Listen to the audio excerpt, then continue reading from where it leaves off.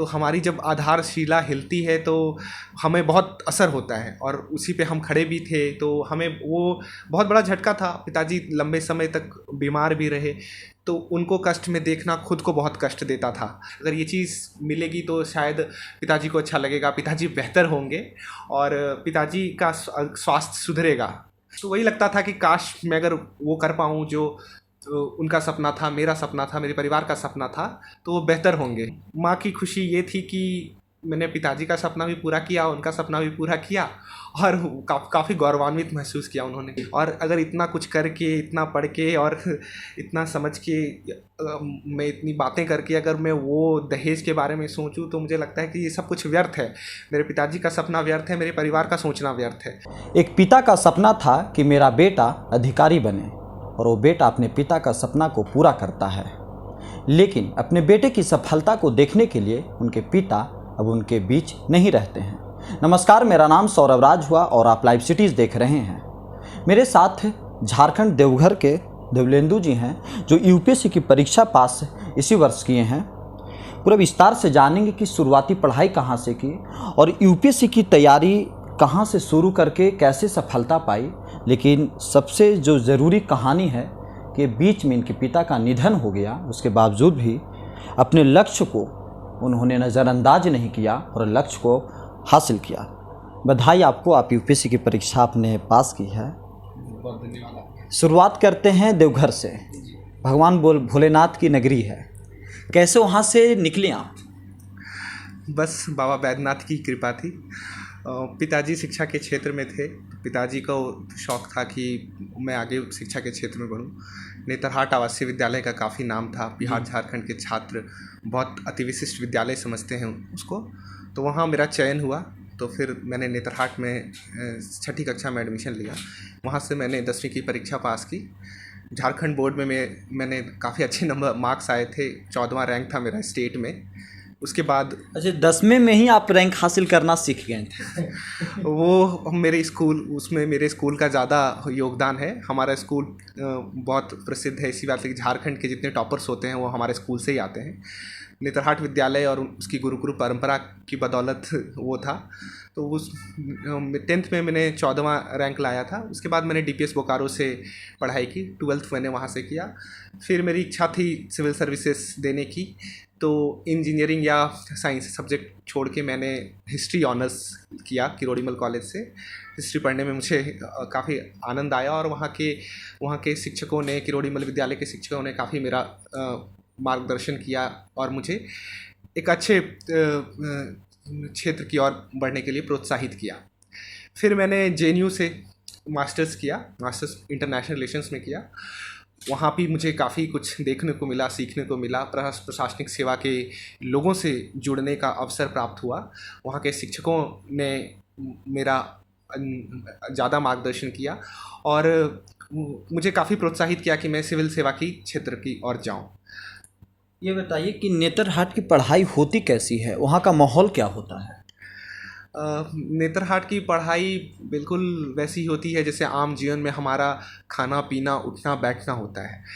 बस यही होता है कि हम हर चीज़ को एक समान भाव से देखते हैं। मेरे विद्यालय का मोटो हुआ करता था अत्त दीपा विहरत।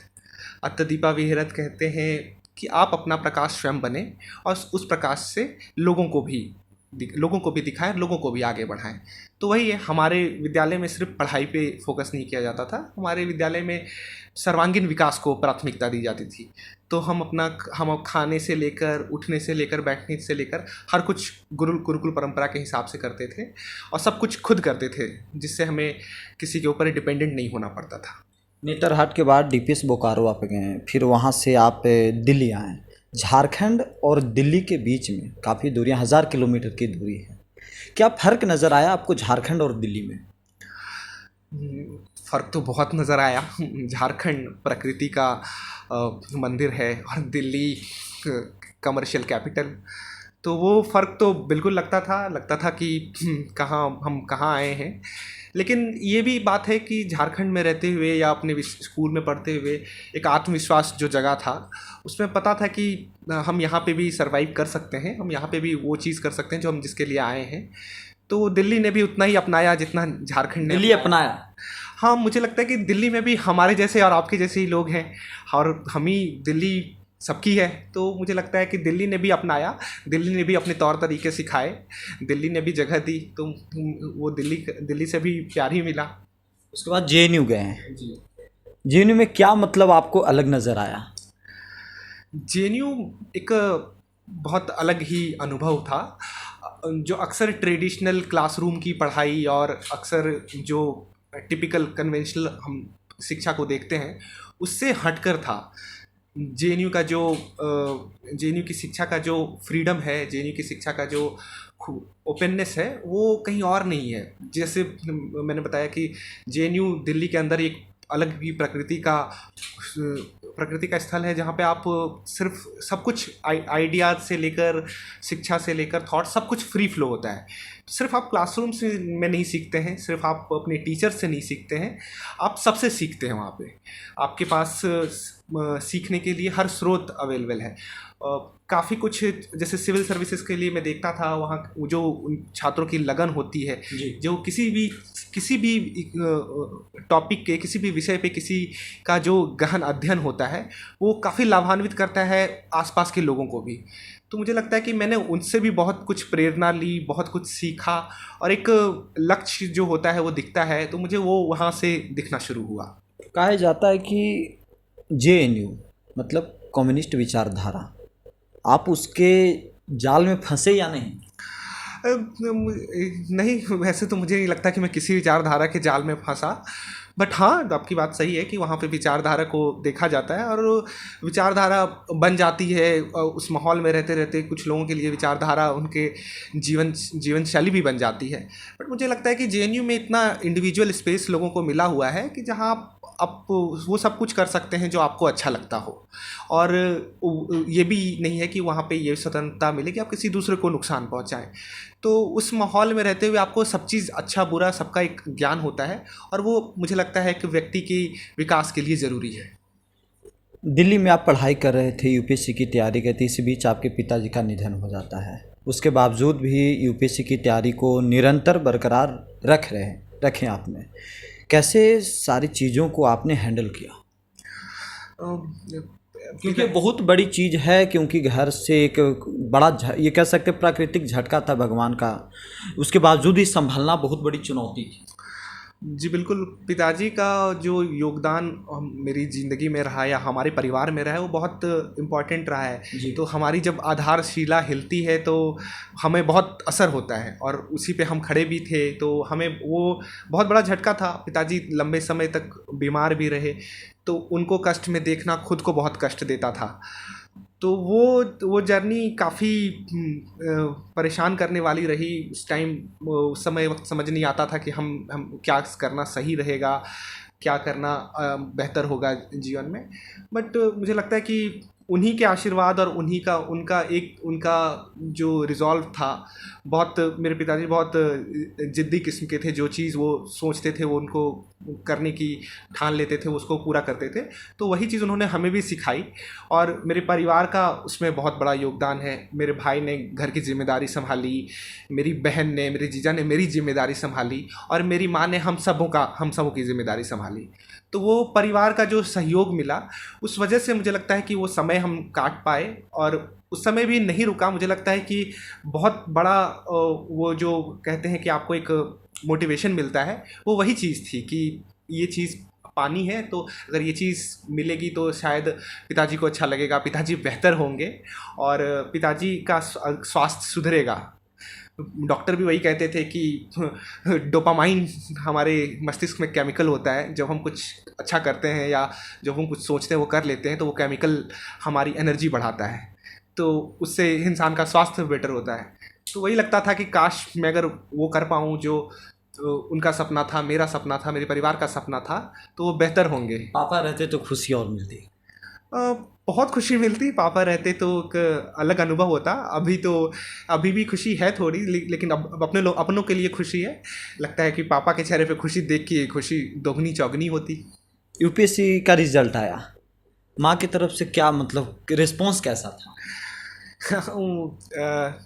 जैसे कि हम परिवार वालों के लिए बहुत बड़ी बात है ये। मैं तो इस प्रोसेस में रहते रहते मैं थोड़ा, मुझे लगता है कि आना जाना हो गया है, दिया है। पिछली बार भी मेरा हुआ था, तो पिछली बार कुछ कारणों की वजह से मुझे सर्विस अलॉटमेंट नहीं हुई थी, जो भी अभी वो भी है पेंडिंग है। पिछली बार मैंने बेटर रैंक लाया था, बेटर परफॉर्म किया था, तो वो चल रहा था, हमें लगा हम वो होना होता। माँ की खुशी ये थी कि मैंने पिताजी का सपना भी पूरा किया, उनका सपना भी पूरा किया, और काफ़ी गौरवान्वित महसूस किया उन्होंने। झारखंड के लिए अलग आप क्या सोचते हैं कि झारखंड, क्योंकि एक छोटा राज्य है, बिहार से अलग हुआ, बिहार झारखंड को एक ही रूप में देगा, क्या कुछ अलग चाहते हैं कि झारखंड के लिए हो भविष्य में?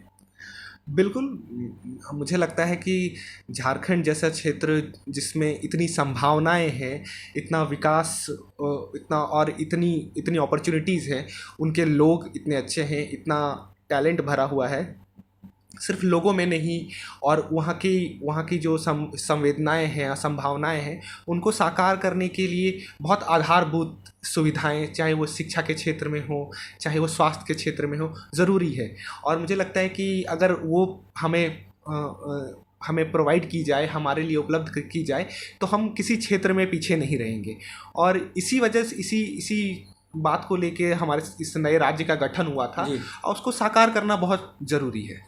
चलिए, चलते चलते एक छोटा सा सवाल ये ले लेते हैं कि तैयारी करने में कितना वक्त लगा, और एक यूपीएससी फाइनल रिजल्ट देने के लिए कितना समय पढ़ने की ज़रूरत है, और कैसे पढ़ाई आप लोग करते थे?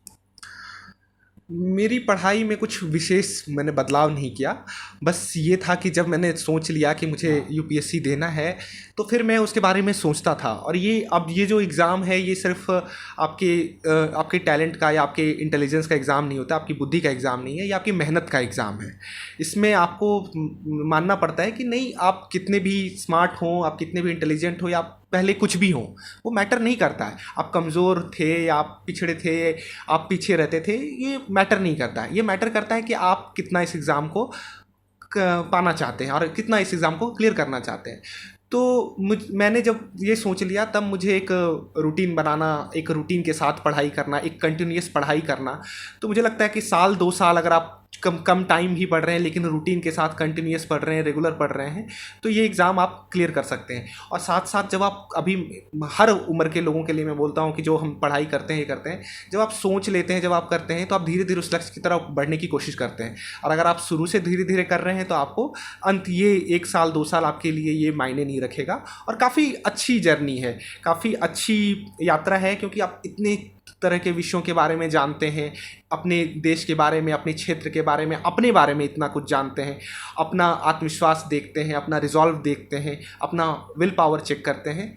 तो ये आपके लिए भी बहुत बड़ा एक जर्नी होता है। आपके लिए आप अपने आप को कैसे बदलते हैं, कैसे ढालते हैं, वो बहुत ज़रूरी होता है। तो मुझे लगता है कि आप 5 घंटे, 4-5 घंटे अगर आप हर पहलू पे अपने आप से लेकर, पढ़ाई से लेकर हर पहलू पे आप ध्यान दें, तो ये एग्ज़ाम कोई कठिन कार्य नहीं है। चलिए, अब तो अधिकारी बन गए हैं, अब तो अगला लक्ष्य शादी विवाह होगा। अब तो लोग पूछ रहे होंगे, परिवार वाले का भी कुछ दबाव होगा? नहीं, ऐसा कोई दबाव नहीं है। वो जीवन की एक प्रक्रिया है, और मुझे लगता है कि सही समय पर वो भी होगी। आ रहा है डिमांड उमांड, दहेज वहेज का भी कुछ चल रहा होगा? नहीं, हमारे ना, मैंने कभी उस बारे में सोचा है। और अगर इतना कुछ करके, इतना पढ़ के और इतना समझ के, मैं इतनी बातें करके अगर मैं वो दहेज के बारे में सोचूं, तो मुझे लगता है कि ये सब कुछ व्यर्थ है। मेरे पिताजी का सपना व्यर्थ है, मेरे परिवार का सोचना व्यर्थ है। तो ना हमारी ऐसी कोई आकांक्षा है, ना हमारी किसी ऐसी अपेक्षा है किसी से। चलिए, आपको बहुत बहुत शुक्रिया, समय निकाला। तो ये इनकी कहानी थी। सिर्फ कहानी इनकी यूपीएससी परीक्षा पास करने की नहीं थी, कहानी ये थी कि अगर बीच में अगर कहीं पे ब्रेक भी लगे, तो उससे भी आदमी आगे निकल सकता है। दिल्ली से सौरभ राज, लाइव सिटीज़।